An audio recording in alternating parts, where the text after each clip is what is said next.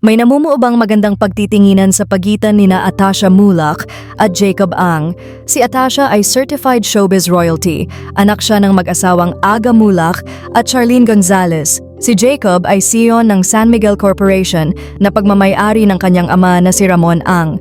Kilala rin siya sa palayaw na Jake. Noong June 15, 2025, nirepost ni Jacob ang trailer ng Bad Genius, ang bagong TV5 series kung saan si Atasha ang bida. Napansin ito ng mga masugid na followers ni Atasha. Ang Instagram story ni Jacob ay na-screenshot at nirepost sa TikTok. Sa caption sa TikTok, nagtanong ang netizen kung si Jake ba ang rumored boyfriend ni Atasha. Sa comment section, mararamdaman ang kilig ng mga fans. Hindi raw ito ang unang pagkakataong nagpakita ng suporta si Jake kay Atasha sa pamamagitan ng pag-repost ng mga bagong proyekto ng dalaga. Very consistent yan siya mag-share sa IG story. Komento ng isa. May video pang kumalat na kuha umano kay Jacob sa isang event ni Atasha para sa Bad Genius. Side profile lang ng lalaki ang makikita at ang text na nasa clip, OMG super proud boyfriend.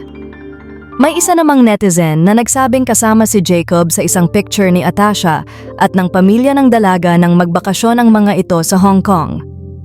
Ang ama ni Atasha na si Aga pa raw ang nag-post ng group picture sa social media pero binura rin daw agad ng aktor. Hindi rin nakalagpas sa mapanuring netizens na nakafollow sa isa't isa sina Atasha at Jacob sa Instagram.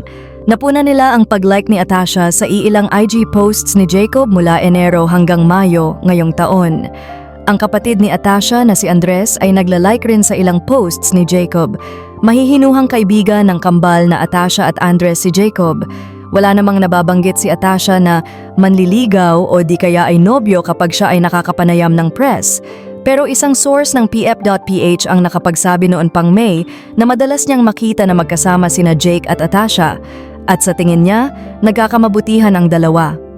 Kagabi, July 29, isang taong malapit sa dalaga ang tinanong ng PF through Viber tungkol sa real score pero hindi pa ito sumasagot. Salamat sa iyong panonood at kung bago ka pa lang sa aming channel, huwag kalimutang mag-subscribe at pindutin ang bell icon para ma-notify ka kung may bago kaming upload.